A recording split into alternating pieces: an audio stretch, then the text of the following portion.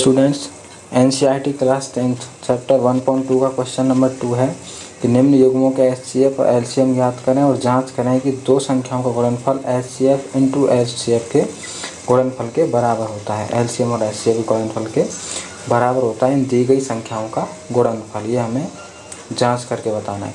तो सबसे पहले इन दी गई संख्याओं के अपन एचसीएफ निकालेंगे और एलसीएम निकालेंगे, उसके बाद जाँच करेंगे। पहली संख्या है 26 और 91। सबसे पहले इसके अभाज्य गुणनखंड करेंगे। तो अभाज्य गुणनखंड कैसे करते हैं, जैसे 26 के कैसे करेंगे, सबसे पहले सबसे छोटी संख्या का भाग देते हैं।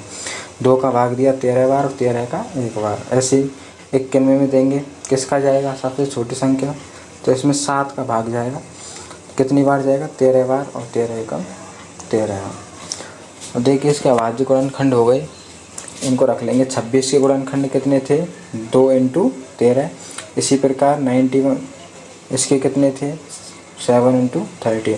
इस तरीके से अपन को अभाज्य गुणनखंड निकले। अब देखिए एचसीएफ का मतलब होता है अभिन्न स्टैंड के इन दोनों में कॉमन क्या है, ये समझ लो आप। इन दोनों में कॉमन कौन सा आ रहा है, 13, तो यही इसका एचसीएफ हो जाएगा। जो इन दोनों में कॉमन है वही उसका एचसीएफ। एलसीएम निकालते हैं अधिकतम घात, जैसे कि 2 अधिकतम कितनी बार आ रहा है, दोनों में 2 अधिकतम 1 बार आ रहा है तो 1 बार लिख दिया। 13 अधिकतम, दोनों में अधिकतम कितनी बार आ रहा है, अधिकतम 1 बार आ रहा है। ऊपर में भी 1 बार, नीचे में भी 1 बार, तो अधिकतम 1 बार आ रहा है, इसलिए 1 बार लिखेंगे 13 को। और एक 7 है, 7 अधिकतम कितनी बार आ रहा है, 1 बार, तो 1 बार रख देंगे 7 को। तो ये क्या आ गया, एलसीएम आ गया हमारा। ठीक है, इनका मल्टीपल कर देंगे तो एलसीएम हमारा निकल के आ जाएगा। इनका जब मल्टीपल करेंगे तो देखिए 7 दूनी 14 गुणा 13, और जब इनका आपस में गुणा करेंगे तो आ जाएगा 182। तो ये हमारा एलसीएम आ गया। अब देखिए जांच कैसे करेंगे, तो एचसीएफ है और एलसीएम हमारा कितना आ गया, 182।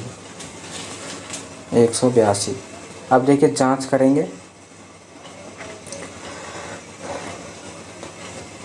हमें जांच करना है कि दो संख्याओं का गुणनफल बराबर होता है एलसीएम इंटू एचसीएफ। यानी कि देखिए जांच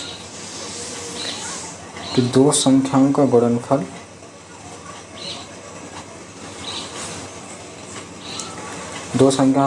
बराबर होता है एलसीएम इंटू एचसीएफ। तो दो संख्याएं कौन सी हैं, वो 26 और 91।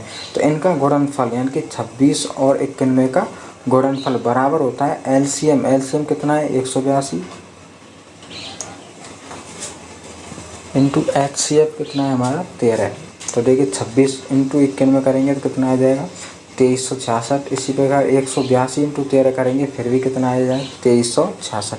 जब ये दोनों बराबर आ गए, इसका मतलब हमारा जो एलसीएम और एचसीएफ थे वो कैसे हैं, सही हैं।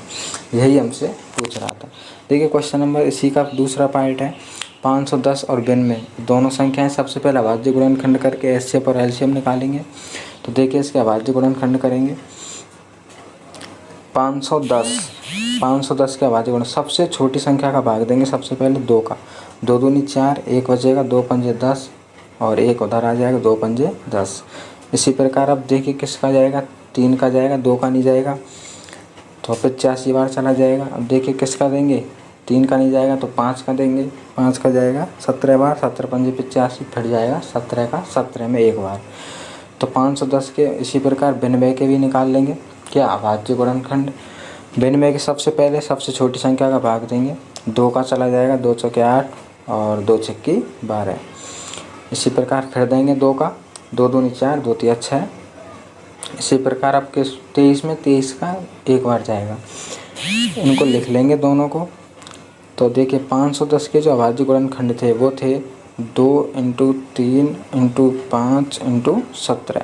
इसी प्रकार जो 92 था, 92 के गुणनखंड थे 2 इंटू 2 इंटू 23।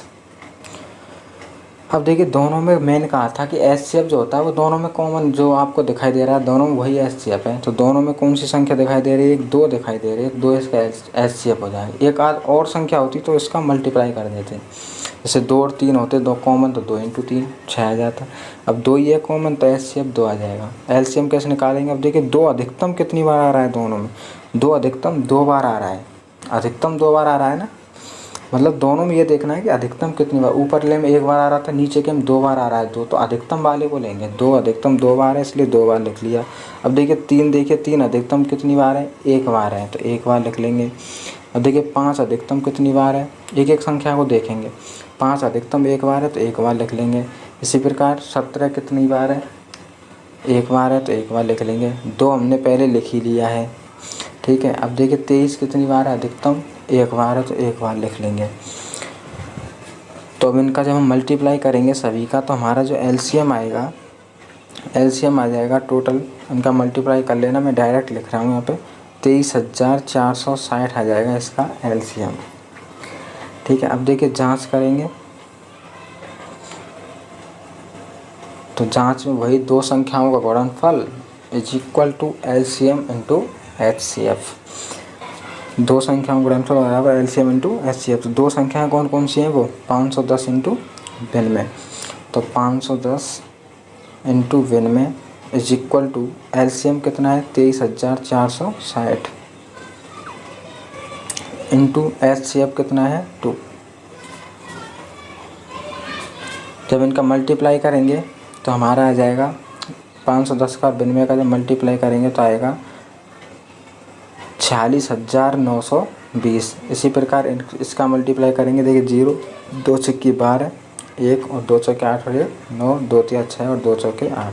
देखिए दोनों बराबर आ गए, इसका मतलब जो हमारा एलसीएम और एचसीएफ है वो कैसे हैं, सही है, यही हमसे पूछ रहा था इस, ठीक है। अब देखिए इसका जो थर्ड पार्ट है, और थर्ड में जो पार्ट में जो संख्या हैं वो हैं 336 और 54, 336 और 54। सेम प्रोसेस है जैसे हमने ये दोनों पॉइंट किए हैं ना, सेम इसी प्रकार ये भी हो जाएगा, ठीक है। ये जो सेम बिल्कुल ऊपर वालों की तरह ही सेम हो जाएगा, ठीक है। तो आप इसकी प्रैक्टिस करना, इसको घर करके देखना, ठीक है। ये आपके लिए क्या है, होमवर्क है, ठीक है। कल क्वेश्चन नंबर 3 को करेंगे, अगर नेक्स्ट जो वीडियो होगी उसमें क्वेश्चन नंबर 3 कंप्लीट कर लेंगे, ठीक है। Thank you.